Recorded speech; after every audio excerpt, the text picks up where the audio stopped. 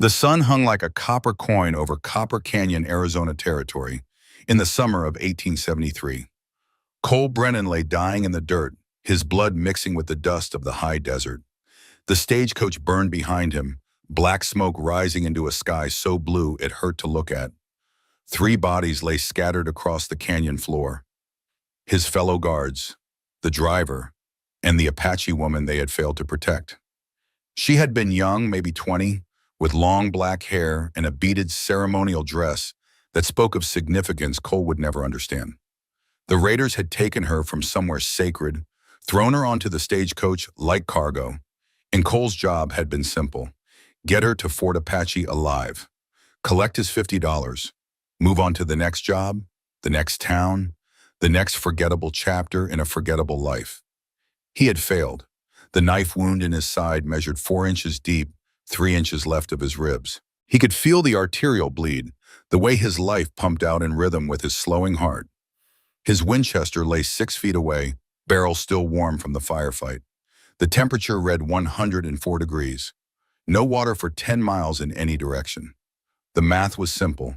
He had maybe an hour, probably less. The man who gave him the wound had smiled while doing it. Garrett Sloan McBaughan, gang leader, arms dealer, and a special kind of evil that wore a human face. Garrett had leaned close as the knife went in, his breath hot and rancid. "That's for interfering, Brennan. That's for thinking you could save her. Remember this feeling. Remember dying alone for nothing." Then Garrett and his men had ridden off, leaving Cole to bleed out under that merciless sun. The Apache woman had died minutes earlier, a bullet through her chest. She had whispered something to Garrett before the end, her eyes wide with pain and defiance. Whatever she said had made Garrett's face light up with triumph. Then he had shot her anyway. Cole closed his eyes, waited for the darkness. Instead, he heard footsteps. A shadow fell across his face, blocking the sun. Cole opened his eyes to see an Apache man standing over him, mid-40s, weathered skin, traditional buckskin clothing, and a leather medicine bag slung across his shoulder. The man's eyes were dark and assessing, taking in the wound, the blood loss, the nearness of death. The man knelt without speaking. His hands moved with practiced efficiency, no wasted motion. From his bag, he produced yarrow, the yellow flowering plant the Apache called wound healer. He crushed it between his palms, the sharp green scent cutting through the smell of blood and gunpowder. The paste went into the wound. Cole screamed, his body arching. The man held him down with one strong hand on his chest, continuing the work. More herbs, willow bark that had been boiled and dried, a poultice that burned like fire but stopped the bleeding. Then the sewing. 14 stitches using sinew, animal tendon strong as leather cord. Each puncture a new universe of pain. Cole gritted his teeth, tried not to scream again, mostly failed. The man worked in silence, his face showing neither sympathy nor judgment, just focus. When it was done, the man sat back on his heels. He pulled a water skin from his belt and held it to Cole's lips. The water tasted of minerals and life. Cole drank until the man pulled it away. "Why?" Cole managed to rasp out. "Why help me?" The man looked toward the burned stagecoach, toward the body of the young Apache woman. "She was someone's daughter, someone's sister. You tried to save her. That is enough." Over the next 3 days, the man tended Cole in a shallow cave a mile from the canyon. He brought rabbit meat roasted over small fires, prairie turnips dug from the hard earth, decoctions brewed from echinacea and sage that tasted like punishment but kept infection at bay. He changed the bandages every 6 hours, his hands gentle despite their calluses. The man spoke little. His name was Nashoba, he said. That meant wolf in his language, the wolf who walks alone. He asked no questions about Cole's past, offered no stories about his own. He simply kept Cole alive with a competence that suggested he had done this before, pulled men back from death's doorway and set them on their feet again. On the 4th day, Nashoba prepared the ink and needle. Cole watched from his bedroll as the older man worked. Cactus needle, sharpened to a fine point. Carbon ink made from burned wood and animal fat, mixed to a precise consistency. Nashoba tested the mixture on his own wrist, nodded in satisfaction. "What are you doing?" Cole asked. "Giving you a mark, a promise." "What kind of promise?" Nashoba looked at him with those dark, fathomless eyes. "You failed to protect one. You will be given the chance to protect others. This mark will show you when that time comes. The tattooing took 3 hours. Neshoba worked on Cole's left forearm, the needle puncturing skin in thousands of tiny points. The design emerged slowly, a hawk with wings spiraling upward, each feather distinct, the bird caught in eternal flight. The pain was considerable, but nothing compared to the knife wound. Cole watched the image take form, watched his skin accept the ink, wondered what kind of man marks a stranger with sacred symbols. When it was finished, Neshoba wrapped the tattoo in clean cloth. The hawk flies alone but returns to protect the nest. You are marked now. When you see this sign again, on another, you will understand.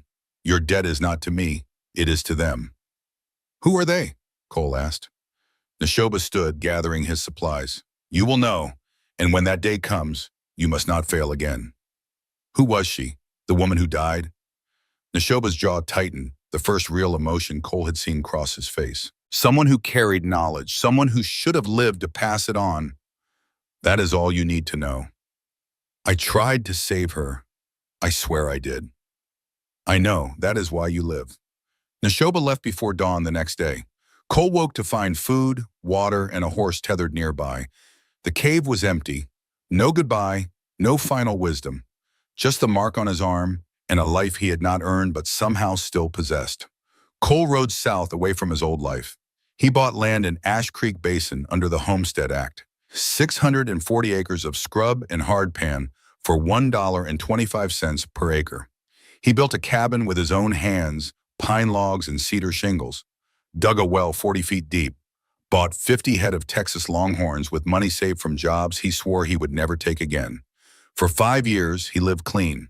No hired guns, no blood money, just cattle and solitude and the slow redemption of honest work. The people of Willowbend, 8 miles east, kept their distance. They knew he had a violent past, could see it in the way he moved, the scar on his ribs, the gun he wore but never drew. They did not ask questions. He did not offer answers. The tattoo faded slightly over the years, but never disappeared. Sometimes Cole would trace the spiraling hawk with his finger, remembering Neshoba's words. When you see this sign again, on another. But 5 years passed with no sign, no meaning, no second chance at redemption.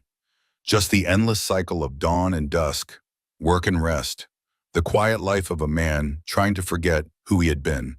Until the 15th of June, 1878.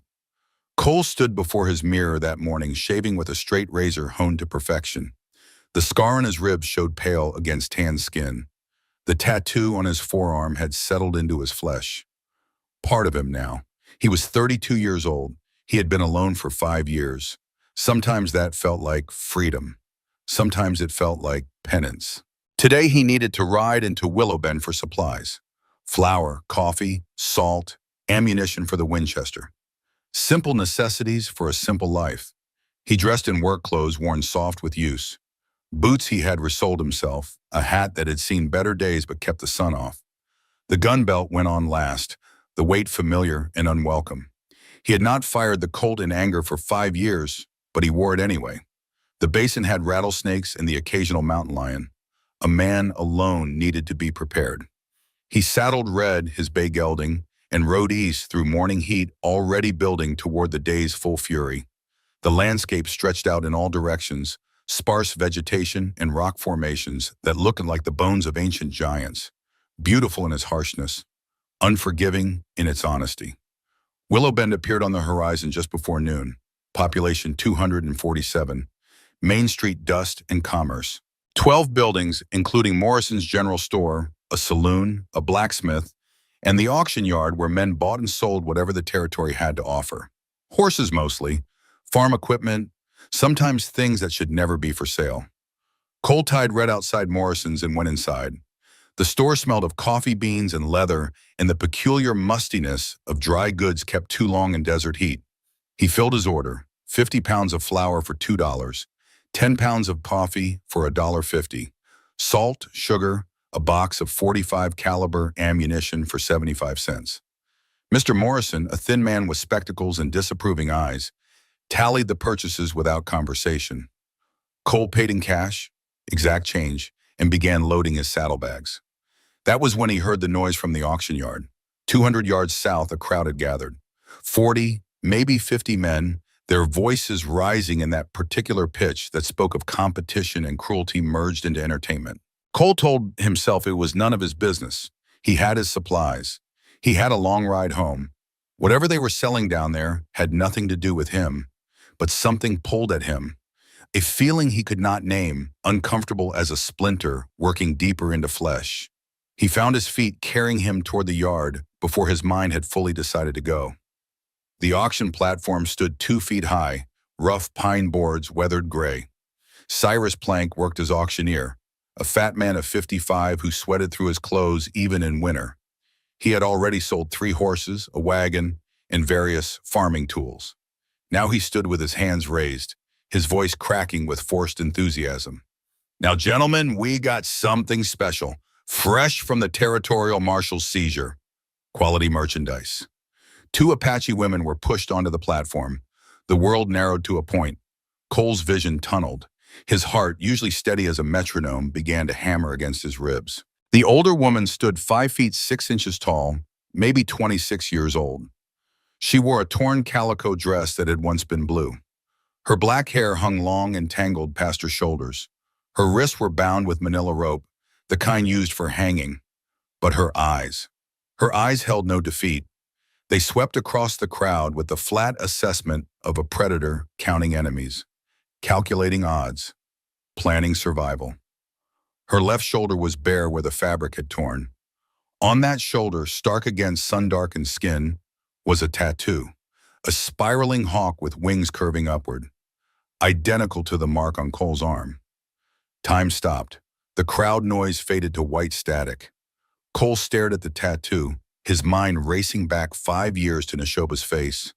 Neshoba's hands creating the same design on his own flesh. Neshoba's words echoing across the years. When you see this sign again, on another you will understand. The younger woman huddled behind her sister, 20 years old, smaller, trembling. Tears cut clean lines through the dust on her face. She pressed against her sister's back as if she could disappear into her, become invisible, escape the dozen eyes that assessed her like livestock. Cyrus Plank grinned, showing tobacco-stained teeth.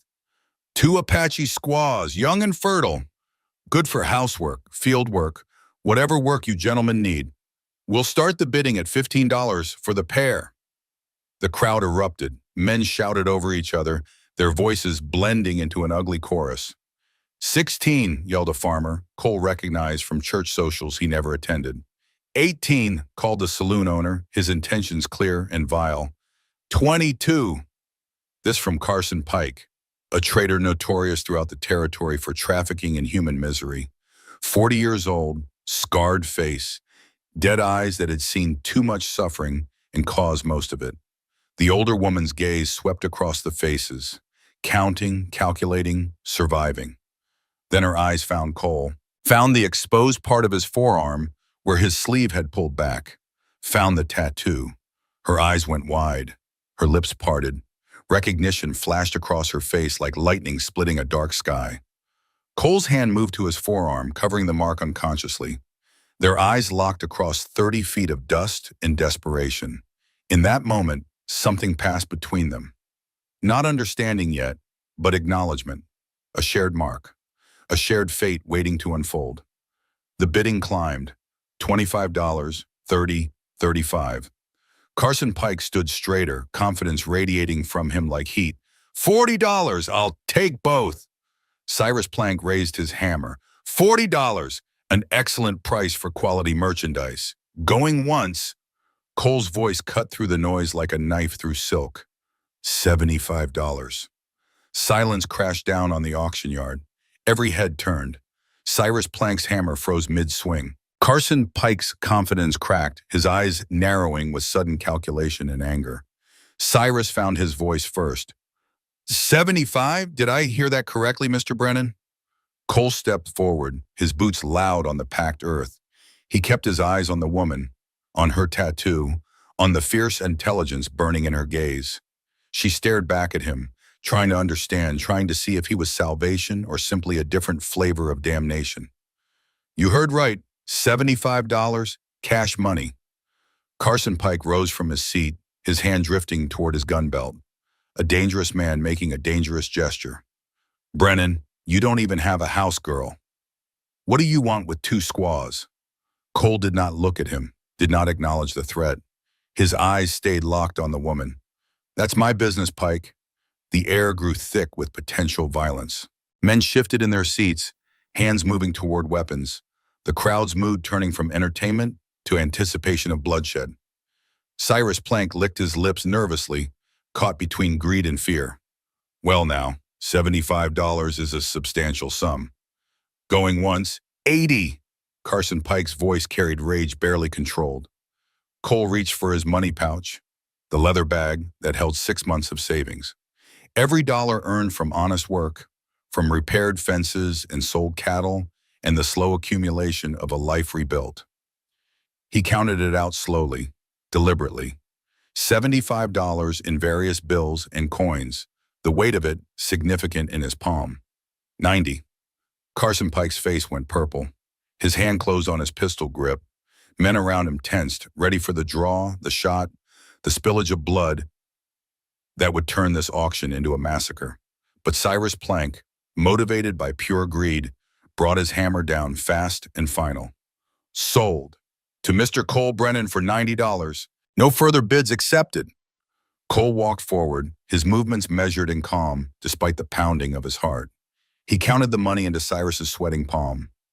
$90. Everything he had saved, everything he had built over half a year, gone in an instant for two women he did not know, bound to a promise he did not fully understand.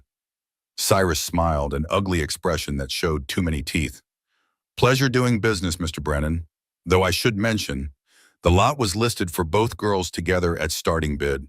But given your generous offer, I'm authorized to split the merchandise. $90 buys you one girl, the older one. The younger one remains available for separate purchase. Cole's stomach dropped. What? Marshall's office gave me discretion on high-value sales. You paid enough for one, not both. The younger girl goes to the next highest bidder. The older woman's head snapped toward Cyrus. She said something in Apache, her voice rising to a shout. Cole did not understand the words, but he understood the tone. Desperation, fury, denial. She lunged toward her sister, hands still bound, trying to reach her through sheer force of will. Two men grabbed her, held her back. The younger woman screamed, reaching for her sister, their bound hands grasping at air and finding nothing. Carson Pike stood again, his smile returning, cruel and satisfied. $40 for the young one. Cyrus Plank's hammer came down before Cole could form a protest. Sold to Mr. Pike. Everything happened too fast. Carson's men moved onto the platform, grabbing the younger woman, lifting her down despite her struggles. The older woman fought against her restraints, shouting in Apache, in broken English, in the universal language of despair. The younger woman reached back toward her sister, crying, begging in words Cole could not understand, but felt in his bones. Mira, sister! The older woman, Mira, turned on Cole. Her eyes blazed with accusation and rage. You let this happen! Carson's men dragged the younger woman toward a wagon. She fought every step, her bare feet digging furrows in the dust, her voice breaking on her sister's name. They lifted her into the wagon bed, tied her to an iron ring bolted to the wood. Carson climbed into the driver's seat, took up the reins, his smile never wavering. Cole moved toward them, but Cyrus stepped into his path. You bought one, Mr. Brennan. That's all you get. Mira kept shouting, her voice raw. The younger woman cried in the wagon, her face pressed against the rough boards. Carson Pike snapped the reins and the wagon lurched into motion, heading northeast out of town, trailing dust and the sound of sobbing that cut through the afternoon heat like broken glass. Mira's legs gave out. She collapsed to her knees on the platform, a sound tearing from her throat that was not quite a scream, not quite a sob, but something worse. The sound of hope dying, the sound of family torn apart, the sound of one more cruelty in a world that seemed to specialize in them. Cole stood frozen, watching the wagon disappear into the distance, watching this woman break in front of him, feeling the weight of Neshoba's promise settle onto his shoulders like lead. What had he done? What had he failed to do? The questions circled like carrion birds. Cyrus handed him the rope binding Mira's wrists. "She's yours now. Good luck with her." Cole looked down at the woman kneeling in the dust, at the tattoo on her shoulder that matched his own, at the defeat he had helped create. He had thought he understood Neshoba's promise, thought he knew what protection meant. But protection was supposed to prevent harm, not witness it, not enable it through ignorance and insufficient funds. He knelt beside her, his hands working at the rope knots. She flinched away from his touch, her body coiling like a rattlesnake preparing to strike. "Don't touch me. I need to untie you." "So you can tie me again? Lead me like a horse?" "No, so you can be free." She laughed, a bitter sound with no humor in it. "Free? My sister is gone. There is no such thing as free." Cole got the knots undone. The rope fell away, leaving red welts on her wrists.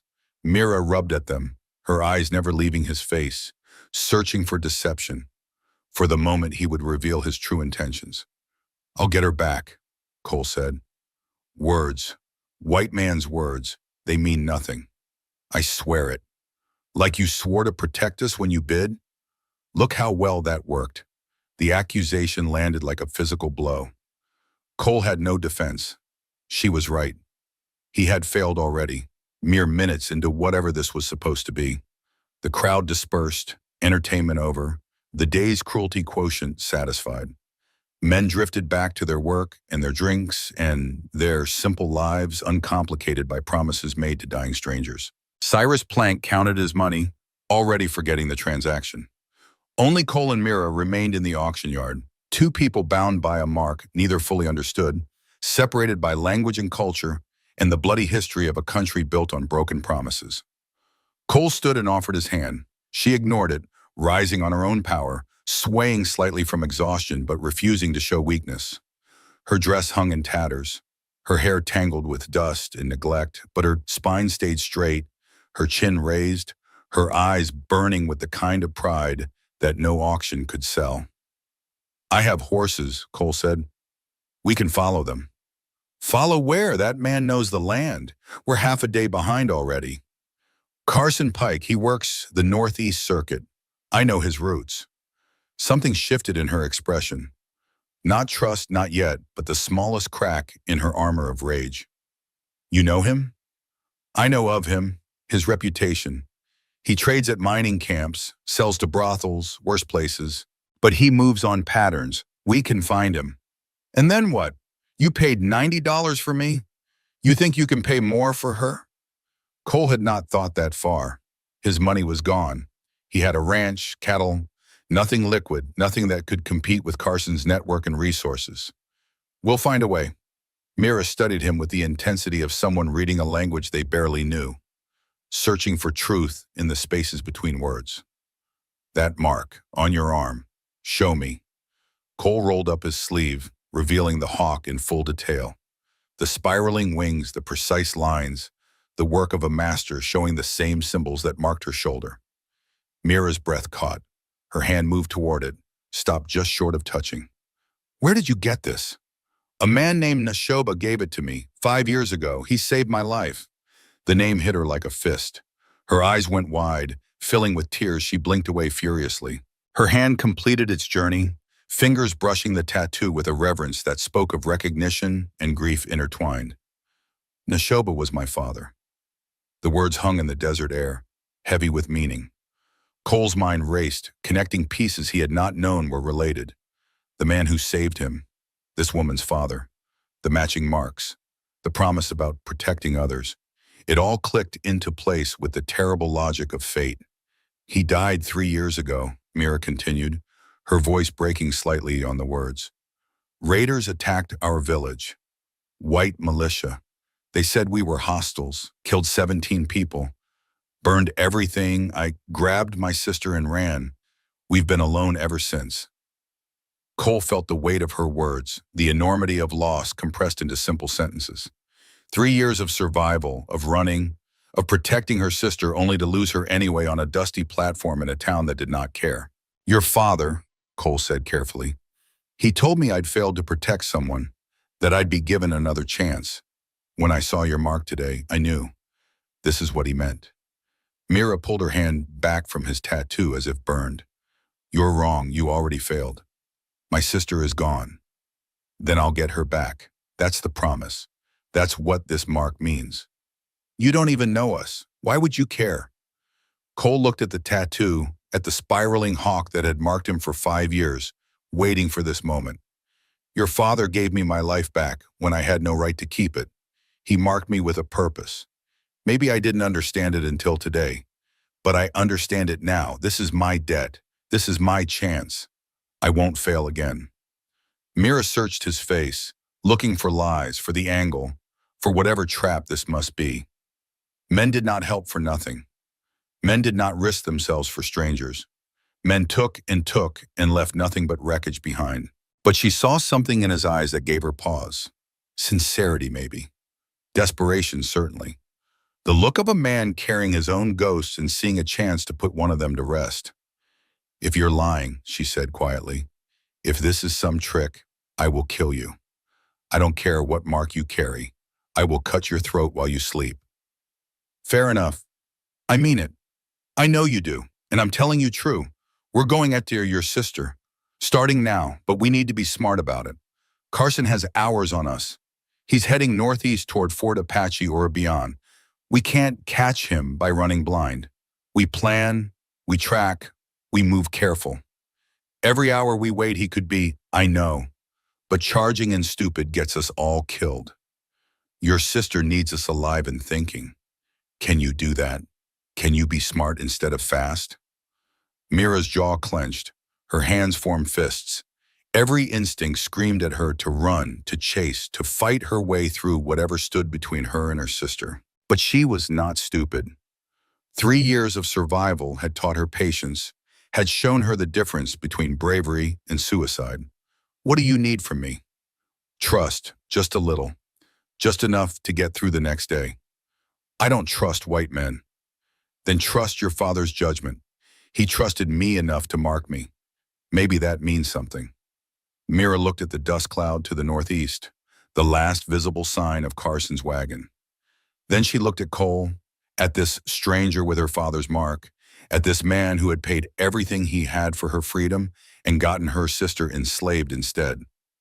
One day, she said, you get 1 day to prove this isn't a trap. After that, if you fail me, I walk away and find her myself. 1 day is all I need to show you I mean it. Cole retrieved Red from outside Morrison's store. He had a spare mare at the ranch, but Willow Ben's livery had horses for sale. He spent his last few dollars on a decent mount for Mira, a brown mare with good legs and patient eyes. The transaction left him completely broke, no reserves, no safety net. Everything committed to this path now. Mira refused to mount at first. She walked alongside the horse, limping slightly, her bare feet leaving small prints in the dust. Cole did not push. He led both horses, moving slow, letting her set the pace and make her own choices. They walked in silence for the first mile. The sun beat down with afternoon fury. Heat waves rippled off the hard pan. In the distance, vultures circled something dead or dying. The landscape showed no mercy to the weak. Cole finally spoke, his voice pitched low and calm. Where did your father give you that mark? How old were you? Mira walked several more steps before answering. 12 years old, he gave the same mark to my sister when she turned 12. He said it was protection, that the hawk would watch over us even when he could not. He was a wise man. He was a dead man. Wisdom didn't save him. What happened? When the militia came, Mira's steps slowed. Her hand moved unconsciously to the mark on her shoulder, tracing the pattern through the torn fabric. We were sleeping. Senna woke me, said she smelled smoke. By the time I got out of our home, half the village was burning. I saw my father fighting 4 men. He killed 2. The 3rd shot him. I wanted to help, wanted to fight beside him, but Senna was screaming and the fire was everywhere, and I had to choose. Her voice caught, the pain still fresh after 3 years. I chose her. I grabbed her hand and ran, left him there calling my name. He died alone because I ran. You saved your sister. That's what he wanted. You don't know what he wanted. You met him once. I knew him my whole life, and I still left him to die. Cole understood that guilt. carried his own version of it. The Apache woman on the stagecoach. Little Dove, Mira had called her. Another daughter, another sister, another person Cole had failed to save. The pattern repeating the same song in a different key. My sister died when I was 17, Cole said. Fever took her. I was away, working. By the time I got home, she'd been in the ground 3 days. Her name was Emma. Red hair, always laughing.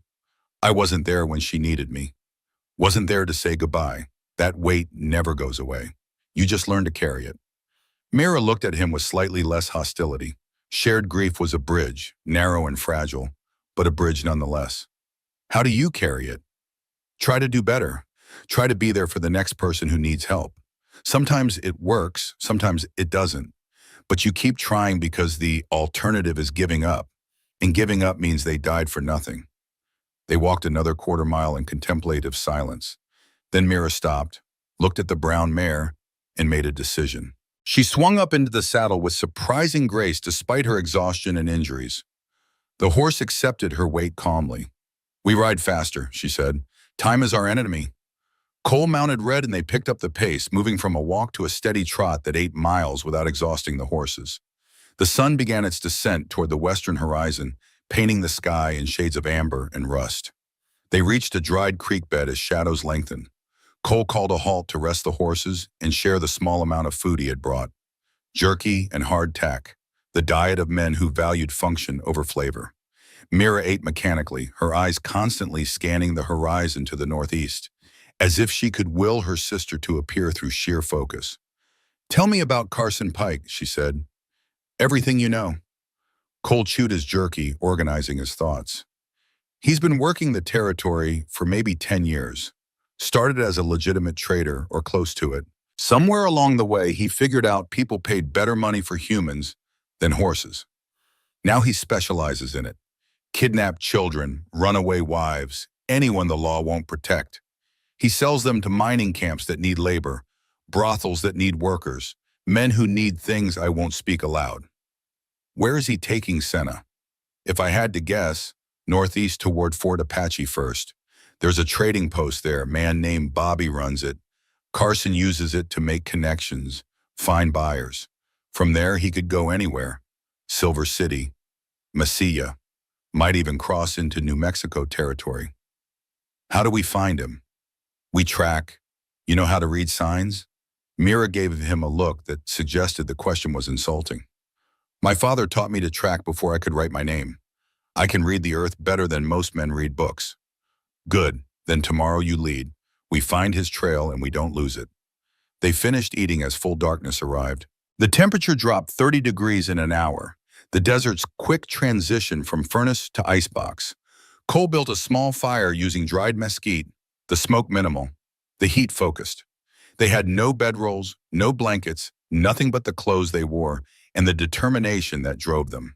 Mira sat on the opposite side of the fire, her arms wrapped around her knees staring into the flames. The firelight caught the planes of her face, showed the exhaustion she fought to hide, the fear she refused to acknowledge. Why did you bid on us? She asked suddenly. The truth. Not some story about my father's promise. Why did you care? Cole considered lying, offering something noble and simple. But she had asked for truth, and she deserved it.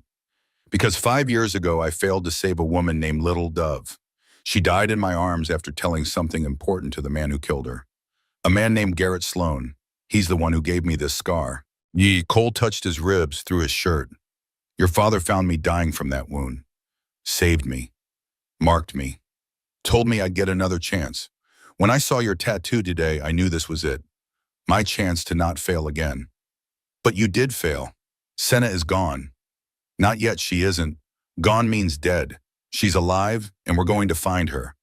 That's not failure. That's just the hard part before success. Mira studied him across the fire, her expression unreadable. You talk like a man who believes in redemption. I talk like a man who needs it. What did you do? Before the ranch? Before my father saved you? I was a hired gun. Took any job that paid. Didn't ask questions about right or wrong. Protected stagecoaches. Guarded payrolls. sometimes collected debts the law couldn't touch. I told myself I had a code. No women, no children, nothing truly evil. But codes have a way of bending when the money's right. By the time I met your father, I'd bent mine almost to breaking. And now? Now I run cattle and fix fences and try to be someone Emma would have been proud to call brother. Most days I manage it. Some days I don't. But I keep trying. The fire crackled. Somewhere in the darkness, a coyote howled, the sound lonely and wild. Mira lay down on the hard ground, using her arm as a pillow, her body angled toward the warmth. One day, she said again, her eyes closing. You have one day to prove this matters. Cole took first watch, feeding the fire, listening to the night sounds, thinking about promises and debts and the strange spiraling path that had brought him to this dried creek bed with a woman who hated him guarding a sleep she did not trust him to protect. The hawk on his arm seemed to itch in the firelight, as if the mark itself remembered its purpose, demanding he fulfill what Neshoba had set in motion 5 years ago in a canyon painted with blood and failure. Tomorrow they would track Carson Pike. Tomorrow they would begin the hunt. Tomorrow he would start to repay the debt or die trying. But tonight he simply watched over this fierce broken woman and wondered if redemption was even possible for men like him, or if some failures ran too deep to ever truly heal. Dawn arrived cold and pale, the sky transitioning from black to gray to the washed-out blue of a desert morning. Cole woke Mira with a gentle word, not a touch. She came awake instantly, hand moving to the bone-handled knife she had concealed somewhere in the torn dress. Her eyes swept the camp, cataloging threats, finding none. They ate the last of the jerky in silence and mounted as the sun cleared the eastern horizon. The temperature would climb from 50 degrees to over 90 by noon. They had perhaps 4 hours of comfortable travel before the heat became an enemy as dangerous as any man. Mira took the lead as promised, her eyes scanning the ground with the focus of someone reading a language written in disturbed pebbles and broken stems. Cole followed, watching her work, impressed despite himself by the precision of her observations. She pointed without speaking. A depression in the sandy soil, the distinctive pattern of wagon wheels 6 feet apart. Mira dismounted, knelt, touched the earth with her fingertips. Heavy wagon, 4 horses, moving steady, not rushed. This is maybe 18 hours old. Can you tell if they stopped? Not here. The tracks continue northeast without deviation. He's confident, thinks no one follows. They remounted and followed the trail. The landscape opened into Ash Creek Valley, rocky terrain with sparse juniper and mesquite, dry washes cutting through layers of sedimentary rock. The tracks remained clear, Carson making no effort to hide his passage. By mid-morning, they found evidence of a brief stop. Mira read the signs like a text, her voice calm and factual. 4 men dismounted here, boot prints, all different sizes. They watered the horses from canteens, not a creek. Means they're rationing, planning to reach a known water source later. 1 man walked 20 paces that direction to relieve himself. They stayed maybe 15 minutes, then continued. Any sign of your sister? Mira's jaw tightened. She circled the area, searching. Then she knelt by the wagon tracks, her hand hovering over a small indentation. Here. She was sitting or lying into the wagon bed. The weight distribution changed when they stopped. Someone shifted her position. I see drag marks, short, like they pulled her to the edge to give her water, then pushed her back. She's alive then. For now. They pushed harder through the midday heat, the horses breathing heavily, sweat darkening their coats. Cole called a halt at a rock outcrop that offered shade. They shared water from his canteen, each taking small sips, knowing the next reliable source was hours away. You should learn to shoot, Cole said, pulling the Winchester from his saddle scabbard. Mira's eyes narrowed. I have my knife. Knife only works when they're close. Rifle keeps them far away. Might save your life, might save your sister's. The logic was sound and Mira knew it. She took the rifle with obvious reluctance, her hands awkward on the unfamiliar weight. Cole set up a tin can on a rock 50 feet away. He stood behind Mira, adjusting her stance, her grip, the position of the stock against her shoulder. The physical proximity was necessary for instruction, but uncomfortable for both of them. Mira's body tensed like coiled wire. Cole kept his touch minimal and professional. Feet shoulder width, left foot forward. Firm grip, but don't strangle it. Sight down the barrel. Front post lines up with the rear notch or spinach. Put both on the target. Breathe in, let half out, hold. Squeeze the trigger. Don't pull. Squeeze. Mira followed the instructions. Her first shot cracked loud in the afternoon stillness, the bullet singing off rock 10 feet right of the can. You're tensing, anticipating the recoil. Relax into it. The gun kicks, but it won't hurt you if you're prepared. She fired again. The bullet grazed the can, sending it spinning. Better. The third shot hit dead center, punching the can backward off its perch. Mira lowered the rifle, the ghost of a smile touching her lips before she suppressed it. Acceptable, she said. Better than acceptable. Natural talent. My father would have been pleased. He believed women should know all the skills of warriors. He was right. They shared a look across the small space, something almost approaching warmth passing between them before both turned away, uncomfortable with the moment of connection. They rode through the afternoon, following the trail deeper into remote country. The tracks led them into a narrow canyon called Copper Ridge Pass, walls of rust-colored stone rising on both sides. The path wide enough for a wagon but offering little room for error. Cole's instincts began screaming warnings. He slowed red, his hand drifting toward his Colt. Something wrong? Mira asked. Too quiet. No birds, no lizards, nothing moving but us. Mira stilled, listening. The silence pressed down like a physical weight. Even the wind seemed to hold its breath. The rifle shot came without warning. The bullet struck rock 2 feet from Cole's head, chips of stone stinging his face. He shouted and threw himself from the saddle, hitting the ground hard. Mira followed his lead, dropping from her horse, scrambling behind a boulder as more shots echoed through the canyon. 3 riders appeared on the ridge above them. Garrett's men had to be. One wore a black hat pulled low. Another had a scar bisecting his face from temple to jaw. The third looked young and nervous, his rifle shaking slightly as he aimed. The scarred one shouted down, his voice bouncing between the canyon walls. Brennan, Garrett sends his regards. Cole pulled his Winchester from where it had fallen, checked the load, returned fire. His bullet struck close enough to make the scarred man duck. More shots rained down, ricocheting off rocks, filling the air with the smell of gunpowder and stone dust. Mira moved without being told. She circled left, using the canyon wall for cover, climbing with the silent grace of someone who had learned stealth as a survival tool. Cole kept up steady fire, drawing attention, giving her space to work. She reached the ridge through a narrow cleft in the rock, coming up behind the ambushers. The young one turned too late, surprise registering on his face. Mira threw a rock hard, hitting him in the temple. He staggered and she was on him, her knife flashing. A quick, brutal fight.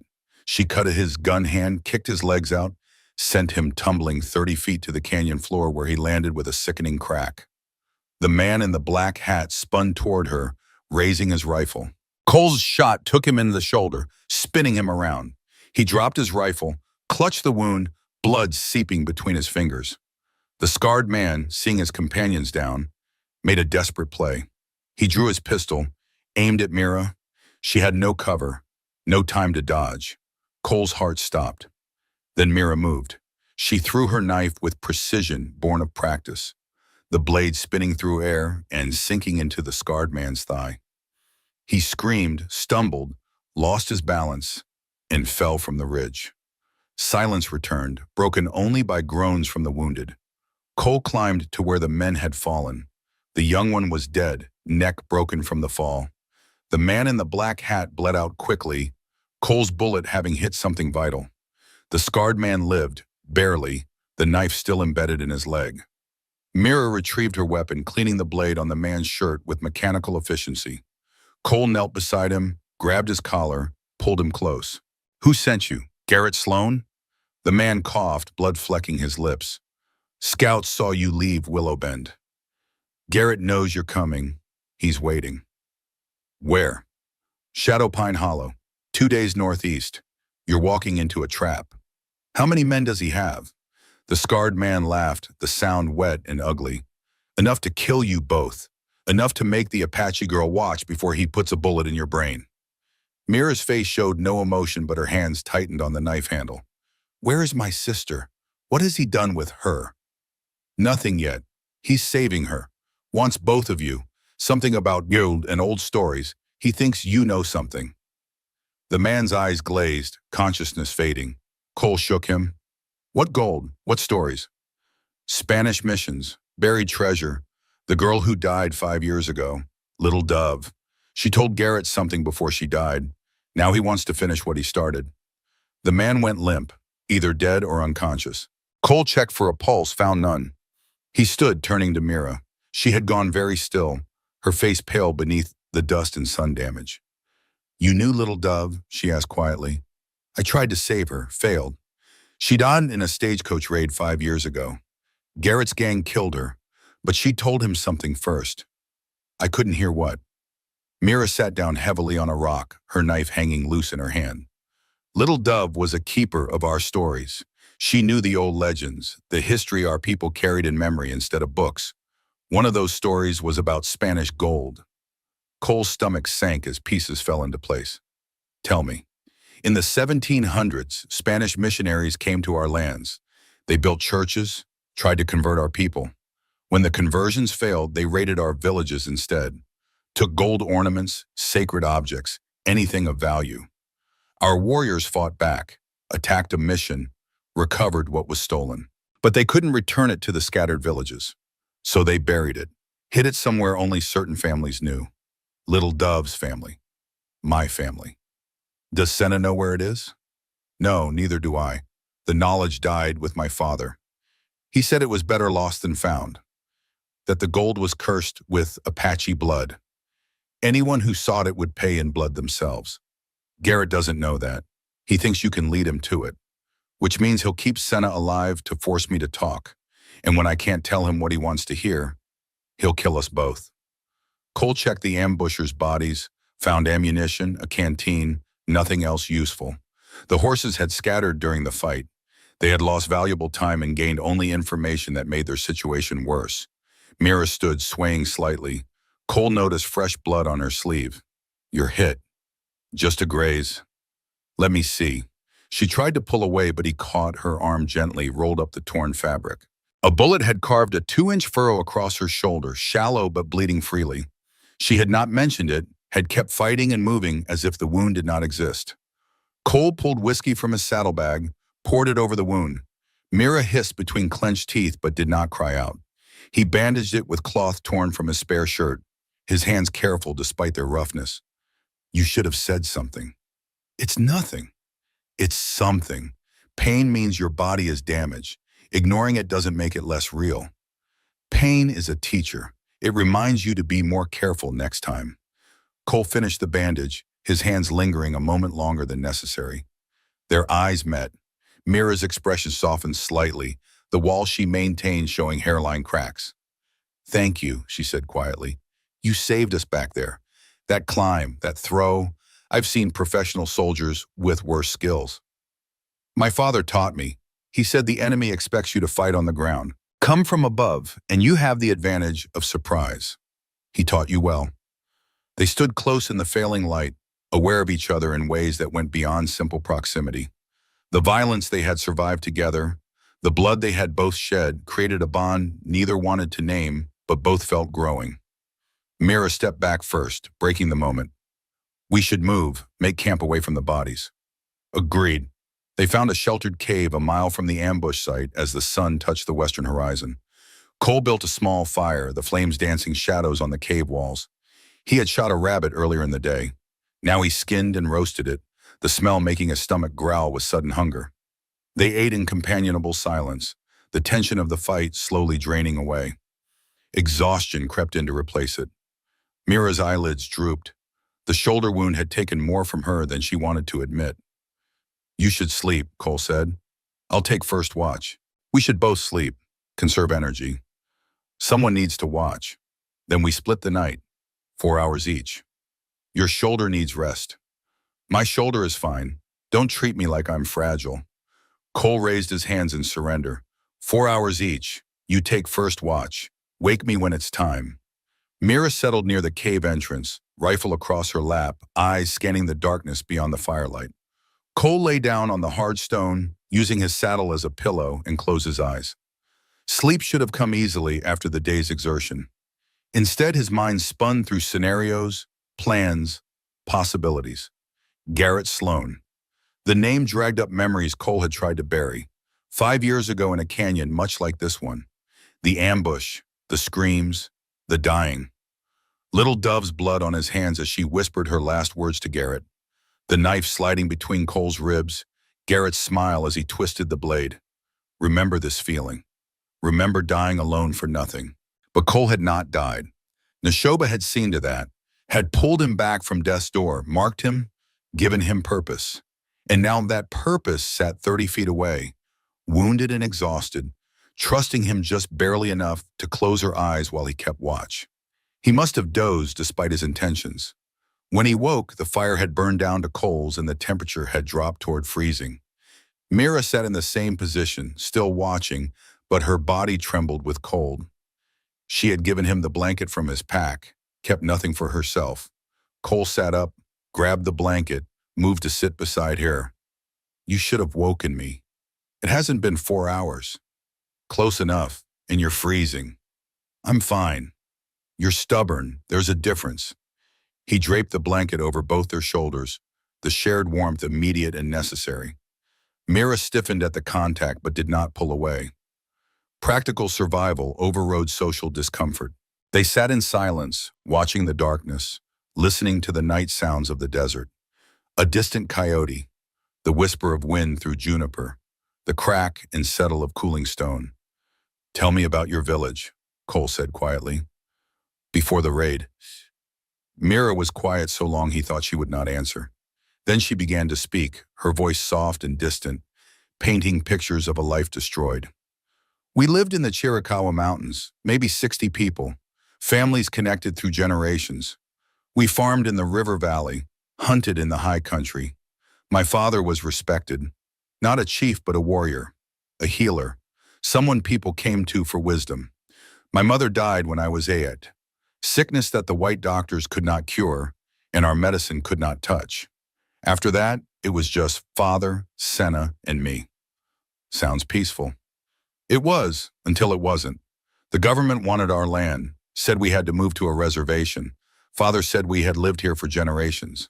The government didn't care about generations. They sent militia, told us we had 1 week to relocate. Father tried to negotiate, tried to buy time. They burned us out instead. Her voice remained steady, but Cole heard the pain beneath the words, the wound that time had scabbed over but never truly healed. The night it happened, Mira continued, I saw my father fight like I'd never seen before. He killed men with his bare hands, with a knife, with whatever he could reach. But there were too many. They shot him 3 times. He was still trying to stand when I ran, still calling my name, telling me to protect Senna, telling me to survive. You did what he asked, you survived. You protected her. Until today, until I let her be sold like livestock. That wasn't your fault. Whose fault was it then? I should have fought harder, should have killed that auctioneer, those buyers, anyone who tried to take her. And gotten yourself killed, left her completely alone. Your father's last command was to protect her. You did. You're still doing it. We're going to get her back. Mira turned to look at him, her face inches from his own in the darkness. You really believe that? You think 2 people can fight Garrett and all his men? I've seen worse odds. When? Never, but there's a first time for everything. She almost smiled, the expression ghosting across her features before disappearing. The cold deepened. Mira's shivering had not stopped despite the shared blanket. Cole made a decision, putting his arm around her shoulders, pulling her against his side. She tensed, ready to pull him in, then relaxed incrementally. Body heat was body heat. Survival trumped propriety. This doesn't mean anything, she said. I know. Just warmth. Just practical. Understood. But they both knew it meant something. The walls between them, built from different lives and bloody histories, were developing cracks. Trust was seeping through like water, finding its level. They sat like that until dawn, taking turns dozing while the other watched, sharing warmth and silence, and the strange intimacy of two broken people trying not to break further. Morning came gray and cold, the sun delayed by clouds gathering on the eastern horizon. They ate a meager breakfast of hardtack and lukewarm coffee, saddled the horses, and continued northeast. The tracks remained clear, Carson still showing no awareness of pursuit. By midday, the clouds had thickened, bringing rare moisture to the desert air. The smell of coming rain, petrichor mixing with juniper and dust. They pushed the horses harder, wanting to cover ground before the storm hit and washed away the trail. They found Carson's wagon 2 hours later. It sat in a shallow ravine, overturned and burned. The canvas cover was gone, consumed by fire.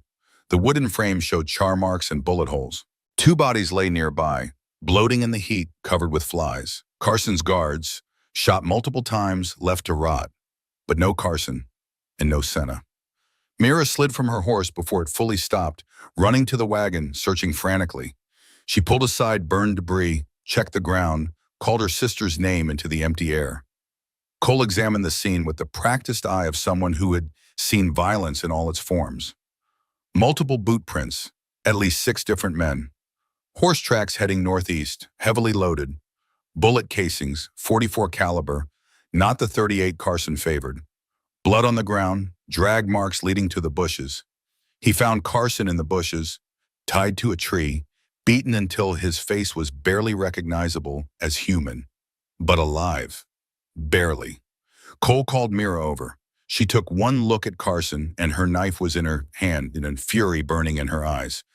"Where is she? What did you do with my sister?" Carson's swollen eyes cracked open. Blood and saliva dripped from his broken mouth. "Garrett took her, ambushed me, paid me to bring her, but took her anyway. Didn't want to pay." "Where did he take her?" "Shadow Pine. Like he said, he's waiting for you, wants the whole family. The gold." Mira pressed the knife against his throat. "I should kill you. You sold my sister. You deserve to bleed." "Do it then. I'm dead anyway. Gut shot, infection. My mercy compared to what's coming." Cole's hand closed gently on Mira's wrist. "He's not worth it, and he's already dying. He sold her. I know, but killing him won't bring her back. Let him go. Let him face whatever judgment waits on the other side." Mira's hands shook with the desire to cut, to make this man pay for his part in her sister's suffering. But she lowered the knife, stepped back, her breathing ragged. Carson coughed, the sound wet and rattling. "You can't win. Garrett has 20 men at Shadow Pine. It's fortified. You ride in there, you die, both of you." "How many men?" Walls asked. 20, maybe more. He's been gathering them for weeks, ever since he heard about Apache girls at the auction. He knew. Somehow he knew about Neshoba's daughters. The revelation hit like a fist. Garrett had not stumbled onto Senna by chance. This had been planned, orchestrated, a trap set and sprung with precision. "How did he know?" Mira demanded. Carson's eyes were glazing, death creeping closer. "Informant in Willowbend. Someone told him about the auction, about the marks you carry. He's been hunting you for 3 years." The man died before he could say more, his last breath escaping in a long sigh. Mira and Cole stood over the body, processing the implications. 3 years, Mira said. "He's been hunting us for 3 years and I never knew. He's patient, careful. He waited until he could get both of you at once. We're walking into a trap." "Yes." 20 men against 2. "Yes." "We should get help. Ride to Fort Apache. Get soldiers. By the time they mobilize, Garrett will be gone. You know how the army works. Paperwork, permissions, politics. He'll hear they're coming and disappear with your sister." Mira paced, her hands in fists, her mind racing through options that all ended badly. Then what? We just ride in and die? We scout, find a weakness, wait for dark, go in smart, not brave. Smart against 20 men is still suicide. Cole had no answer. She was right. This was suicide by any rational calculation. But walking away meant abandoning Senna to whatever Garrett had planned. And Cole had made a promise to Neshoba, to himself, to the mark on his arm. They were still arguing strategy when they heard horses approaching from the north. Both drew weapons, took cover behind the overturned wagon. Cole counted 5 riders, moving at a steady pace, not rushing, confident in their numbers. The riders came into view and Cole's breath caught. Apache warriors, traditional dress, weapons, faces painted for war. The lead rider was young, maybe 28, with long black hair tied back in the bearing of someone born to command. Mira lowered her rifle, stepped into view. Dakota! The lead rider pulled his horse to a stop, his face showing surprise and relief. Mira, the spirits guide us together. He dismounted, approached with the formal respect due to the daughter of a respected man. Mira met him halfway, confusion and hope mixing on her face. How did you find us? Smoke signals. 2 days ago, our scouts saw the signals from Willow Bend territory, messages about Neshoba's daughters. We came to investigate, to help if we could. Dakota's eyes moved to Cole, assessing, judging. His hand drifted toward his weapon. Who is the white man? Mira stepped between them. Cole Brennan, he carries my father's mark. She gestured to Cole's arm. He rolled up his sleeve, showing the spiraling hawk. Dakota's eyes widened. He stepped closer, examining the tattoo, comparing it mentally to the one he must have seen on Neshoba. Your father spoke of this man, said he saved a white warrior who tried to protect one of our people, said the warrior would return when needed. Dakota extended his hand to Cole. They clasped forearms in the traditional warrior's greeting. You fight with us to save Senna? That's the plan, Cole said. Good, we are 7 now, better odds. Mira's expression shifted, something between relief and reservation. Dakota, there's something you should know. Garrett has 20 men at Shadowpine Hollow. It's a stronghold. 7 against 20 is still impossible. Nothing is impossible. Difficult, yes. Impossible, no. We have surprise. We have righteousness, and we have warriors who have fought worse odds and survived. One of Dakota's men, an older warrior with gray streaking his hair, spoke in Apache. Dakota listened, nodded, turned back to Mira. Nahuel says the spirits favor us. He dreamed of hawks flying over burning trees. This is a good sign. Cole was less convinced that dreams and favorable spirits would stop bullets, but he kept the thought to himself. 7 was better than 2. They had a chance now, slim but real. They made camp in a defensive position on high ground, posting sentries, preparing weapons. As the sun set, Dakota approached Cole and Mira where they sat checking ammunition and sharpening blades. Mira, there is something I must tell you, something that concerns your sister. Mira looked up, her expression guarded. What about her? Dakota sat cross-legged, his posture formal, uncomfortable. When Senna was 15 years old, your father and my father made an arrangement, a traditional promise between families. When Senna came of age, she would marry me. Unite our families, strengthen our people. The words hung in the cooling air. Mira's face went through several expressions before settling on controlled anger. An arranged marriage without telling her. It was discussed when she was too young to understand. Then the raid happened. Everything changed. I thought the arrangement had died with our fathers. Does she know? I do not know. Our fathers kept some secrets. But if we save her, she deserves to know. And to choose. Times are different now. I will not force her into marriage she does not want. Mira processed this, her hands still working on the knife blade, the repetitive motion helping her think. Why tell me now? Because honesty matters. Because you are her sister and protector. Because if I die tomorrow at Shadowpine, someone should know my intentions were honorable. Cole watched the exchange, seeing the complication it added. Dakota clearly had feelings for Senna beyond duty. His eyes held something soft when he spoke her name. But he also respected the complexity of the situation enough to offer her choice. If we save her, Mira said carefully, I will tell her, but the decision is hers alone. I would expect nothing less. You are Neshoba's daughter. You carry his wisdom. Dakota stood, bowed slightly, and returned to his men. Cole moved closer to Mira in the gathering darkness. Complication, he said quietly. Everything is complicated. This changes nothing. We save her first. Deal with marriage politics later. Agreed. They sat in silence, watching the first stars emerge. The camp was quiet, men preparing for battle in their own ways. Some cleaned weapons, others prayed. One sang softly in Apache, a song of warriors in sacrifice. Cole, Mira said after a while, her voice barely above a whisper, if this goes wrong tomorrow, if we don't make it out, we'll make it. But if we don't, I want you to know, you kept your promise. You tried. That counts for something. It counts for everything or nothing. There's no middle ground. Still, thank you for caring about strangers, for honoring my father's mark, for being better than most men. Cole did not know how to respond to that. He had spent 5 years trying to be better, trying to outrun his past, trying to earn redemption one fence post at a time. And here, on the eve of probable death, someone was telling him it mattered.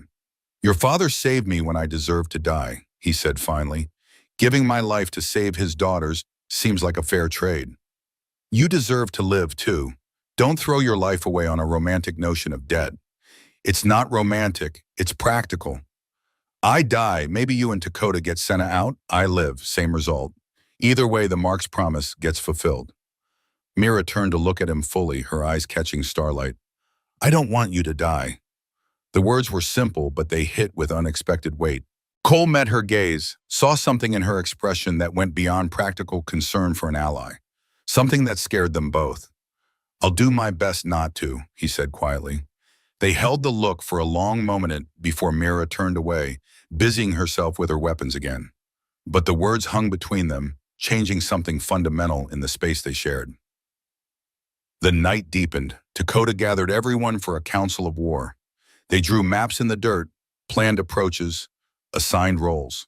The strategy was simple because it had to be. Dakota and his warriors would create a diversion on the west side of Shadowpine Hollow at 10 o'clock, when the sentries changed and attention wavered. Cole and Mira would infiltrate from the east, free Senna, and retreat while the diversion covered their escape. Simple. Suicidal. The only plan they had. They rested in shifts, trying to store energy for the battle ahead.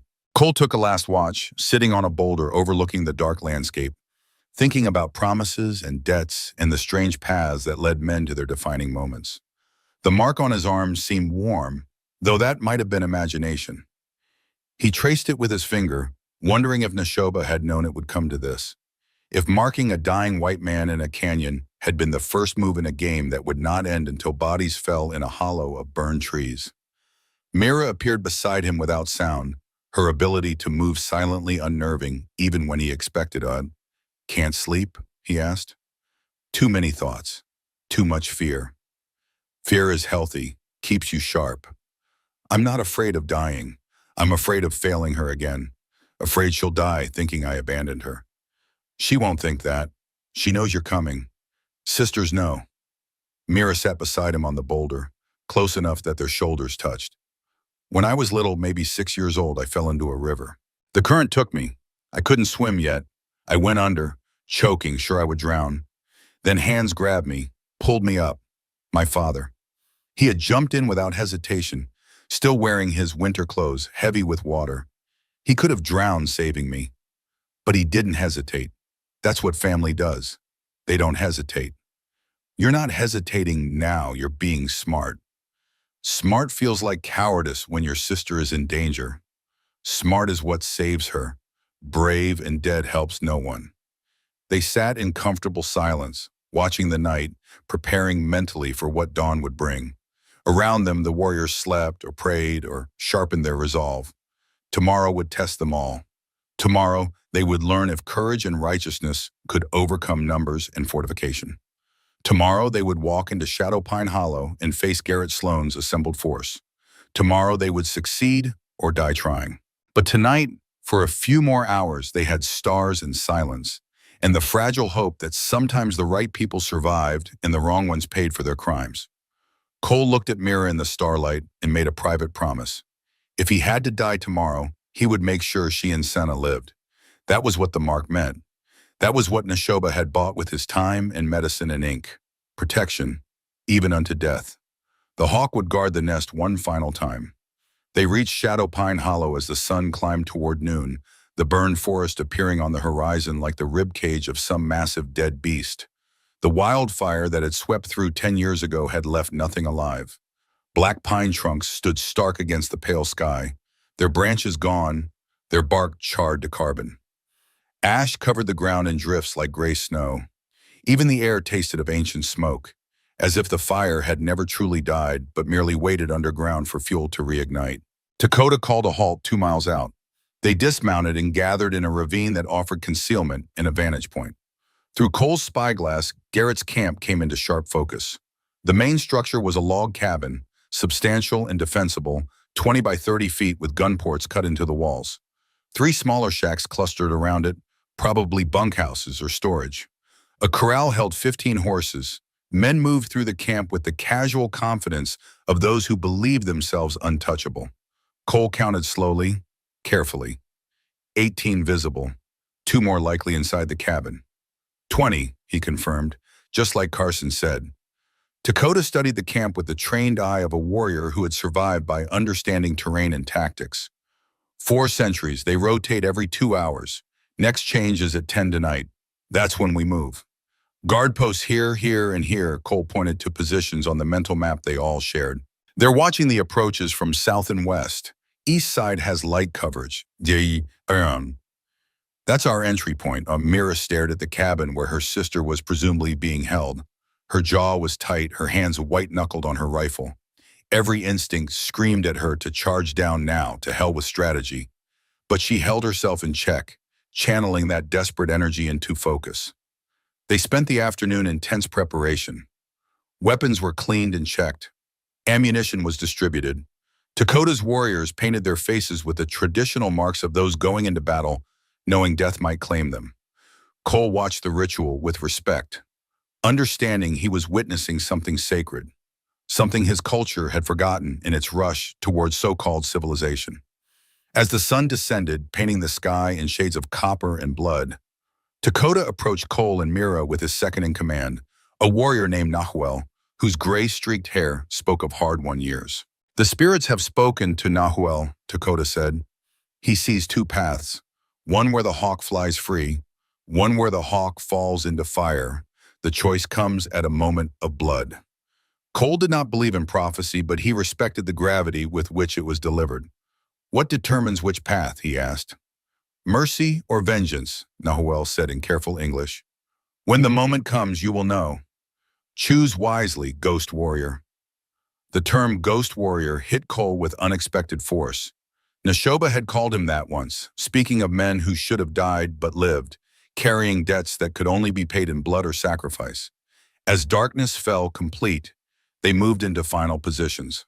Dakota's warriors circled west, carrying materials for fire arrows in small charges meant to create noise and chaos. Cole and Mira went east, moving through the burned forest like shadows among shadows, their footsteps muffled by ash. They reached their position 50 yards from the camp perimeter. From here, Cole could see Senna. She was tied to a post outside the main cabin, her wrists bound above her head, her body sagging with exhaustion. A guard sat nearby, rifle across his knees, half asleep in the evening warmth. Mira's breathing quickened. Cole felt her tension, knew she was seconds from breaking cover and charging in regardless of consequences. He caught her wrist gently. Wait for the signal. We do this smart or we do it dead. She's right there. I know, but 20 more men are right there too. We wait. The minutes stretched like hours. 10 o'clock approached with agonizing slowness. Cole watched the camp, counting heartbeats, preparing mentally for what would come. Violence was an old friend he had tried to leave behind. Tonight he welcomed it back with grim necessity. At exactly 10 o'clock, the western sky erupted in fire. Dakota's warriors launched flaming arrows in coordinated volleys. The arrows arced through darkness and struck the western shacks, the dry wood catching instantly. Men shouted, scrambling for the water buckets. More arrows followed. Then an explosion, one of the charges detonating near the powder shed, the blast loud enough to make the ground tremble. The camp dissolved into chaos. Men ran toward the fire, grabbing weapons, shouting orders that no one followed. The sentries abandoned their posts, drawn by instinct toward the visible threat. Now, Cole breathed. They moved fast and low, covering the 50 yards in seconds. The guard by Senna looked up too late. Cole hit him from behind, one arm around his throat, cutting off air and sound. The man struggled briefly, then went limp. Cole lowered him quietly, checked for pulse, found none. First blood. Mira was already at Senna's bonds, knife sawing through rope. Senna looked up with dazed incomprehension, her face gaunt, her eyes hollow with suffering. Mira, how? No time. Can you walk? I don't know, my legs. Cole lifted her before she could protest, throwing her over his shoulder in a fireman's carry. She weighed almost nothing, all the softness starved away by days of captivity. He turned toward the tree line in safety. A voice cut through the night. Leaving so soon? Garrett Sloan, a man of 48 with graying hair and a scar across his neck, stood 30 feet away, flanked by 3 men. He held a rifle aimed casually at Cole's center mass. Even in the firelight, Cole could see the smile on Garrett's face. The same smile he had worn 5 years ago while twisting a knife in Cole's ribs. Cole set Senna down carefully behind a water trough. Mira moved to shield her sister, rifle coming up. The 3 men with Garrett spread out, creating a crossfire kill zone. Been waiting for you, Brennan, Garrett said conversationally. Figured you'd come for the girls. Figured you'd be stupid enough to think you could win. Let them go, Garrett. Your fight's with me. Oh, I'll get to you, but first I need information from these ladies. See, their friend Little Dove told me a story before she died, about Spanish gold hidden by Apache ancestors. She said only certain families knew the location. Neshoba's family, these girls' family. Mira's voice was steady despite the rifles pointed at her chest. It's a legend, a children's story. There is no gold. Little Dove believed it real enough to die protecting the secret. I think you know more than you're saying. I know nothing. My father never told us. Garrett's smile faded, replaced by cold calculation. Then you're no use to me, which means I can kill you both and move on. Unless Brennan here wants to make a deal. What deal? Cole asked, buying time, watching for an opening that did not exist. You for them. You die, they walk. Simple math. Cole, no, Mira said sharply. But Cole was already moving, raising his hands, stepping into the open. If his death bought them time to escape, bought Dakota's warriors time to finish the diversion and circle back, then it was a fair trade. The Mark's promise fulfilled. The debt paid. Let them go first. Then you can have me. Garrett laughed, the sound ugly in the smoke-filled air. You think I'm stupid? You think I'll just let them walk after everything I've invested? No, Brennan. You all die, but you get to watch them go first. That's your punishment for interfering 5 years ago. He raised the rifle, sighting on Mira. Time slowed to frozen molasses. Cole saw Garrett's finger tighten on the trigger. Saw Mira standing straight, refusing to cower. Saw Senna trying to stand despite her weakness, trying to shield her sister with her own body. Then the world exploded into violence. Dakota and his warriors hit the camp from the north, having circled during the standoff. War cries split the night. Arrows and bullets filled the air. One of Garrett's men went down with an arrow through his neck. Another took a bullet to the leg and fell screaming. Cole drew and fired in one smooth motion. His bullet hit Garrett's rifle stock, shattering wood, sending the weapon spinning from his hands. Garrett stumbled backward, reaching for his pistol. Mira was already moving, her rifle cracking twice. Both shots hit, taking down the third man who had been aiming at Cole. She worked the lever action, ejecting spent casings, chambering fresh rounds with mechanical precision. Cole closed on Garrett, tackling him before he could clear his holster. They went down hard in the ash, a tangle of limbs and fury. Garrett was older, but still strong, still mean. His fist caught Cole's jaw, snapping his head sideways. Cole returned the favor, driving his forehead into Garrett's nose, feeling cartilage crunch. They rolled, fighting for position, for advantage, for the knife each man carried. Around them, the battle raged. Gunfire, screams, the clash of bodies and weapons. Dakota's warriors were outnumbered but fighting with the desperation of men protecting family. Garrett's men were mercenaries, loyal only to money, willing to run when the odds turned bad. Garrett got his knife free first, a wicked blade aimed at Cole's throat. Cole caught his wrist, held it trembling only inches from his jugular. They stared at each other, faces close, breath mixing. You should have died 5 years ago, Garrett hissed. Probably, but I didn't, and that's your problem. Cole twisted, using Garrett's momentum against him, rolling them over. He got his knees on Garrett's arms, pinning them. His own knife came out, the point resting against Garrett's throat. One push, 1 second of pressure. Vengeance for little Dove. For 5 years of scars and nightmares. For every person Garrett had hurt or killed in his pursuit of legend and gold. Nawel's words echoed, mercy or vengeance. The choice comes at a moment of blood. Cole looked into Garrett's eyes and saw fear there, genuine for the first time. Saw a man who had spent his life dealing death suddenly confronting his own mortality. Do it, Garrett said. Prove you're still the killer you used to be. Cole felt the weight of the choice, felt the mark on his arm seem to burn with significance. This was the moment Neshoba had prepared him for. Not just protecting the daughters, but choosing what kind of man the protection would make him. He pulled the knife away. No. Garrett's eyes widened with confusion and contempt. What? I'm not that man anymore. You don't get to make me him again. Cole stood, kicked Garrett's knife away, backed up with his pistol aimed steady. Dakota, he's yours! Dakota appeared through the smoke, blood on his face but fire in his eyes.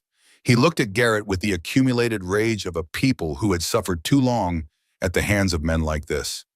You raided our villages, killed our families.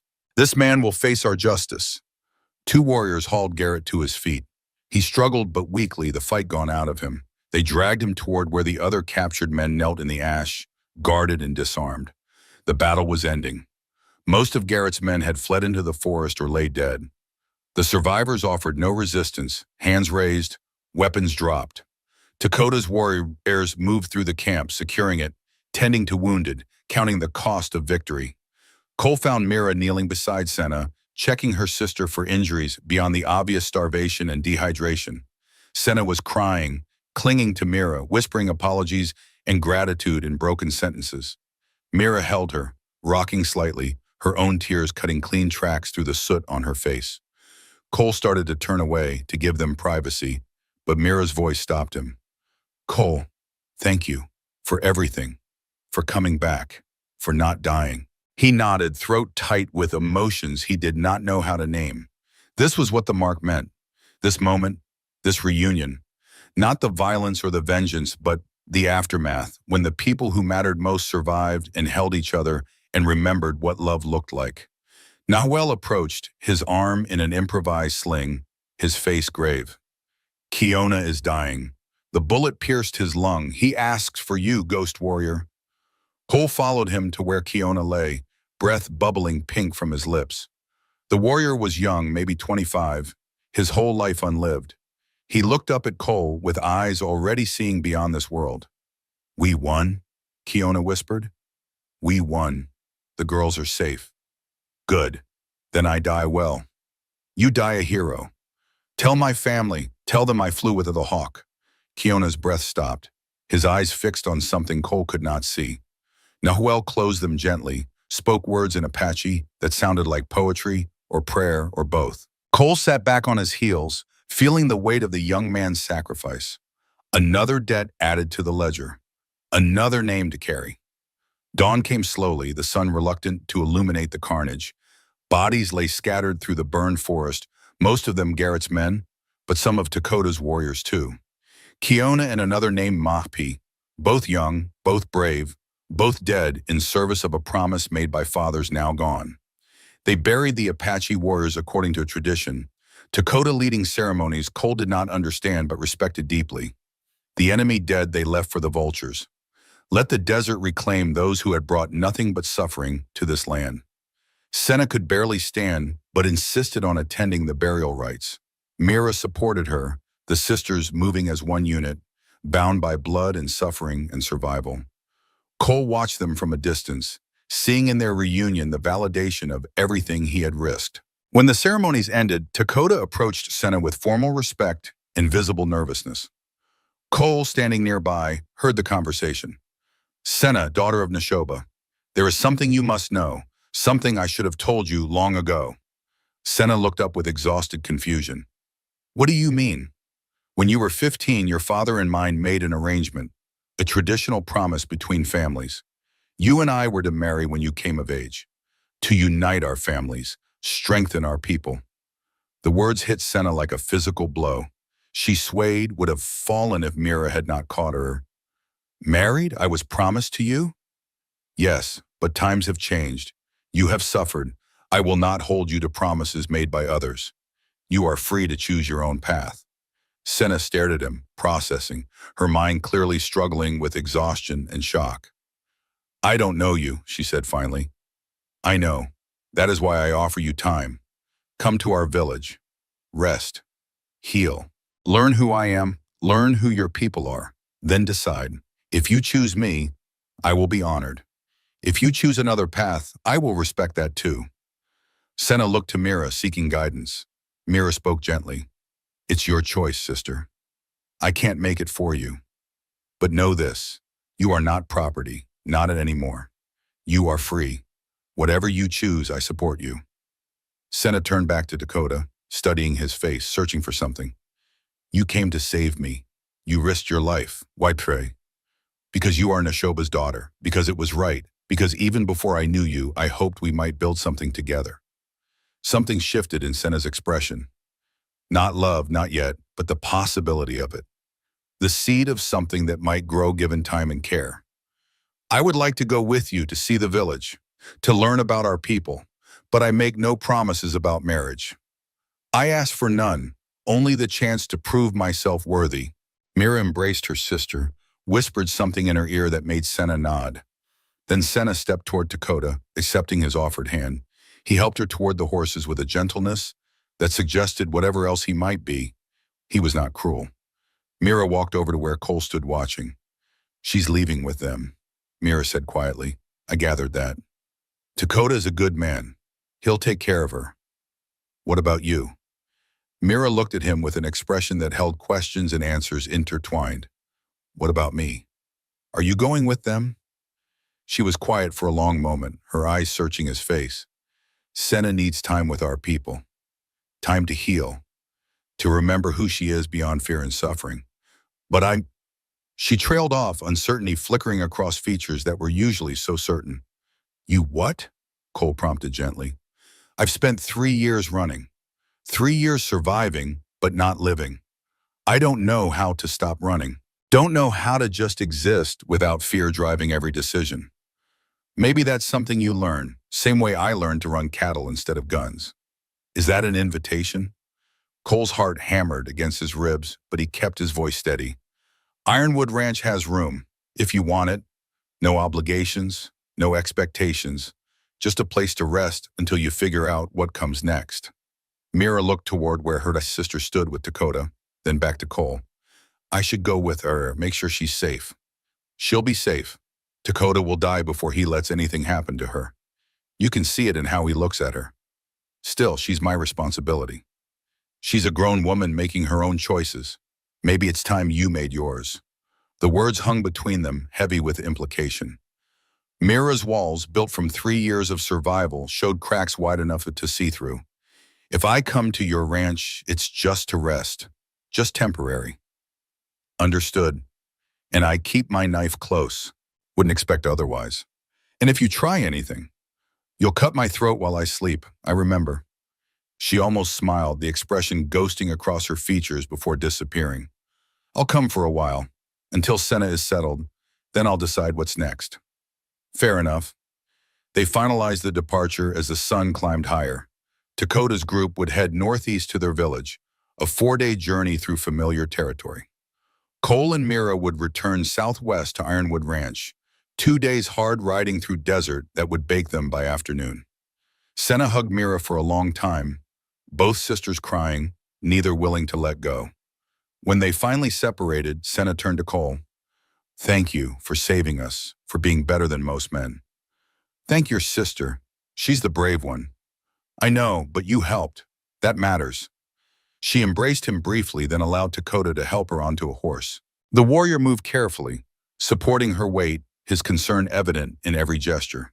The group rode out, heading northeast, Senna looking back once to wave before the forest swallowed them. Mira stood watching long after they disappeared, her hand raised in farewell to empty air.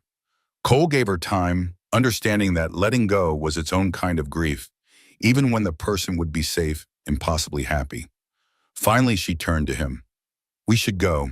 Long ride ahead. They rode south through the day, the desert heat building until the air shimmered and wavered.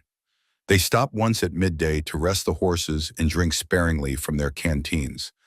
The water was warm and tasted of leather, but it sustained them. As afternoon shadows lengthened, Mira spoke for the first time in hours. Why did you spare him? Garrett, you had the knife to his throat. You could have ended it. Cole considered the question, tried to find words for something he barely understood himself. Because killing him would have made me what he is, a man who chooses violence first. I've been that man, spent years being him. When your father saved me, he gave me a chance to be different, better. If I'd killed Garrett, I'd have thrown that chance away. He deserved to die. Probably, but I didn't deserve to be his executioner. That's the difference. Mira rode in silence, thinking. Then she said quietly, my father would have liked you, the man you've become. The words hit harder than any bullet. Cole's throat tightened with emotion he did not know how to process. I hope so. I'm trying to be worth the life he gave me. You are, you proved that. They reached Ironwood Ranch as the sun touched the western horizon, painting the cabin and corrals in shades of gold and copper. To Cole, who had left it days ago, it looked simultaneously familiar and foreign. The same place, but he was different now, changed by violence and choice and the weight of promises kept. He helped Mira dismount, noting how her injured shoulder had stiffened during the long ride. She winced but said nothing, stubborn to the end. I'll tend the horses, Cole said. You should rest. I can help. I know you can, but you don't have to. Not here. Something in his tone made her stop, made her really look at him. She nodded slowly, accepting the offer not as weakness, but as care. Inside the cabin, Mara stood uncertain, as if unsure what to do with safety and shelter after so long without either. Cole lit the lantern, started a fire, began preparing food from his meager supplies. Salt pork, beans, coffee that tasted like dirt, but carried the comfort of ritual. They ate in companionable silence, exhaustion settling over them like a blanket. When the meal was finished, Cole offered her his bed. I'll sleep in the barn. Don't be stupid. The bed is big enough for two if we keep to our sides. Mira, I trust you. If I didn't, I wouldn't be here. We're both adults. We can share space without drama. She was right in arguing would only make it awkward. Cole nodded, added wood to the fire, checked that his rifle was loaded and close. Old habits, even in safety. They lay down on opposite sides of the narrow bed, both fully clothed, both carefully not touching. The cabin was dark except for the fire's glow. Outside, coyotes sang their nightly chorus. Cole? Mira's voice in the darkness. Yeah? Thank you for everything, for the promise, for keeping it even when it would have been easier to walk away. I couldn't walk away. The mark wouldn't let me. It wasn't the mark, it was you. The mark is just ink. You're the one who chose honor. Cole did not know how to respond to that. He lay in the darkness, listening to her breathing slow and deepen as sleep claimed her. He stayed awake longer, watching shadows dance on the ceiling, feeling the ache in his ribs from the fight, the deeper ache of knowing this woman beside him had carved out space in his life he had not known was empty. The weeks that followed settled into a rhythm. Mira recovered her strength, helped with the ranch work, learned the routines of cattle and fences, and the endless maintenance that homesteading required. She was skilled with her hands, quick to learn, never complaining even when the work was hard or tedious. They maintained careful distance, each aware of the other but neither pushing toward anything more. Friends, partners in survival. Nothing named beyond that. 2 months after their return, a rider appeared from the northeast, a young Apache warrior Cole did not recognize, carrying a letter sealed with wax. He handed it to Mira, bowed respectfully, and departed. Mira opened the letter with shaking hands. Cole watched her face transform as she read, tension giving way to joy. It's from Senna. She's well, happy. She's learning the old stories, the songs, and Mira's voice caught, tears spilling over. She's marrying Dakota in the spring. She says it's her choice, that she loves him, that she wants me there for the wedding. Cole smiled, genuine happiness for people he barely knew, but whose happiness mattered because they mattered to Mira. That's good. Real good. Mira looked up from the letter, her eyes bright with tears and something else. She says I should bring you. That you're family now too. I'm not family, I'm just… What? What are you? Cole did not have an answer that made sense. Friend seemed insufficient. Allie did not capture it. Something deeper was growing between them. Something neither had named because naming made it real, and real meant risk. Mira set the letter aside, stood, walked to where Cole sat by the fire. She looked down at him, her expression open in a way he had never seen before. I came here planning to stay a few weeks, just until I figured out what came next. But it's been 2 months and I still don't know what's next, except… She paused, gathering courage. Except I don't want to leave. I don't want to go back to running. I want to stay here. With you, if you'll have me. Cole stood slowly, his heart hammering, his mouth dry. You're sure this life is hard, lonely. It's not much. I don't need much. I need honest work and clear purpose and someone who sees me as more than a burden or a prize. You've given me all that. Mira, I'm not good at this, at relationships, at being close to people. I've lived alone too long. Then we'll figure it out together. We've survived worse than learning to live together. She reached out, her hand resting on his chest over his heart. He covered her hand with his own, feeling the calluses from work, the strength in her fingers. If you stay, it's because you want to, not because you owe me, not because of some debt to your father. You stay because this is where you want to be. I want to be here. I want to build something that's not about survival or fear. I want to see what life looks like when it's not running or hiding. I want to see what we could be. Cole pulled her close, careful of her still healing shoulder, feeling her body fit against his own, like pieces that had always belonged together but needed time to find their proper alignment. They stood like that for a long moment, not kissing, not moving toward anything physical, just holding each other in the firelight while the ranch settled into evening around them. We'll go to the wedding, Cole said quietly. Both of us, together. Together, Mira agreed. Spring came to Ironwood Ranch with unexpected grace. The winter rains had been generous, bringing green to the usually brown landscape. Wildflowers bloomed in improbable places. The cattle grew fat on grass that appeared like a miracle. Cole and Mira worked side by side, building a second room onto the cabin, expanding the corrals, planning for a future that felt possible instead of foolish. They fell into easy partnership, the kind built from shared work and shared silences and the slow accumulation of domestic moments that mattered more than grand gestures. When spring arrived in full, they rode northeast toward the Apache village, a 5-day journey through country that was beautiful when you were not running for your life. They arrived to find the village in celebration, preparations underway for the wedding feast. Senna ran to meet them, healthy now, filled out, her eyes bright with happiness. She embraced Mira, then Cole, then pulled back to look at them with knowing eyes. You look different, both of you. Different how? Mira asked. Happy, like you found something you didn't know you were looking for. Mira glanced at Cole, a small smile playing at her lips. Maybe we have. The wedding ceremony was beautiful, blending Apache tradition with Senna and Dakota's own innovations.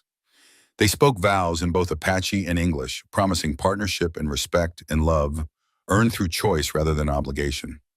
Chief Mato, Dakota's father, presided with dignity and obvious pride. After the ceremony, as the feast began, Dakota approached Cole and Mira where they sat, watching the celebration. Thank you for everything, for saving her, for bringing her back to us, for giving me the chance to know her. You earned her, Cole said, by being patient, by being honorable. That's what she needed. We all need that, Dakota said, his eyes moving meaningfully between Cole and Mira. Someone who sees us, someone who waits for us to be ready. That night, under stars that seemed close enough to touch, Cole and Mira walked to the edge of the village where the sounds of celebration faded to distant music. They stood looking out over the dark landscape, two people who had found each other through blood and promise, and the mark of a dead man who had seen something in both of them worth saving. I have something for you, Mira said quietly. She pulled back her sleeve, revealing new ink on her forearm. A spiraling hawk, identical to the one on Cole's arm, the one her father had given her on her shoulder. But this one was fresh, the skin still slightly red from the needle. I had it done last week, when you went to town for supplies. I wanted us to match, both arms, both marked, both flying together. Cole traced the design gently, feeling the warmth of recently worked skin, understanding the significance. This was not just decoration, this was declaration. This was choosing him as completely as he had chosen her. It's perfect, he managed. We're both ghost warriors now, both given second chances, both marked by the same promise: to protect, to honor, to live better than our past. Cole pulled her close, his lips finding hers, the kiss gentle at first, then deeper as 3 months of careful distance dissolved into connection. When they separated, both breathing hard, Mira smiled against his mouth. Took you long enough. Had to make sure you meant it. I mean it. I'm staying at Ironwood with you for as long as you'll have me. Forever then, if you're offering. I'm offering. They stood wrapped together under the stars, listening to distant celebration, feeling the marks on their arms pulse with shared warmth, with shared purpose, with the promise that some debts, when paid, return more than they cost. 2 months later, on a morning when the desert heat was just beginning to build toward its summer fury, a rider appeared at Ironwood Ranch. Not Apache this time, but a U.S. Marshal, dusty and tired, his badge catching sunlight. Cole Brennan? The marshal asked. That's me. Marshal Tom Hendricks. I've got news about Garrett Sloan. Cole tensed, hand drifting toward his gun. Beside him, Mira appeared from the barn, her own hand on her knife. What about him? He's dead. Died 3 weeks ago. Apache Justice, they called it. Chief Matto's tribunal. They found him guilty of raids, murders, trafficking. The sentence was carried out traditional style. Thought you'd want to know, given your history with him. Cole felt something release in his chest, a tension he had carried for 5 years finally letting go. Thank you for telling me. You're not upset? I know you spared him that night at Shadowpine. Some men would want to do the job themselves. I'm not those men anymore. He got justice, that's what matters. The marshal nodded, tipped his hat, rode back the way he had come. Mira walked over, slipped her hand into Cole's. How do you feel? Free, finally free. That evening they sat on the porch watching sunset paint the basin in impossible colors. The work of the day was done. The cattle were settled. The fences were mended. Tomorrow would bring new work, new challenges. But tomorrow could wait. My father, Mira said quietly, he would have liked this. Liked seeing us here. Liked knowing his mark brought us together. You think he planned it? Marked me knowing I'd find you someday? I think he saw something in you. A good man buried under bad choices. He gave you a chance to be that man again. And you took it. Cole looked at the mark on his arm, the spiraling hawk that had guided him through 5 years of questions to this moment of answer. The hawk flies alone but returns to protect the nest, he quoted from memory. That's what he told me the mark meant. And you did. You protected us, saved us, gave us back our lives. We saved each other. That's the real meaning. Not one person protecting another, but people protecting each other, building something together. That's what makes a nest worth returning to. Mira rested her head on his shoulder, her hand finding his, their marked arms side by side. Welcome home, Ghost Warrior. Welcome home, Mira. They sat like that as darkness claimed the desert, two people marked by the same promise, bound by the same choice, building a life from the ashes of violence and loss. The hawk had flown. The hawk had protected. And now the hawk could rest, knowing the nest was safe, knowing the promise was kept, knowing that some debts, when paid in full, returned not just peace but love. In the distance, a real hawk cried out, its voice carrying across the basin like a benediction. Cole and Mira listened to it fade into silence, then turned and walked inside together, closing the door on the past, opening themselves to whatever future they would build together. The mark on their arms seemed warm in the lamplight, two spiraling hawks forever joined, forever flying, forever home.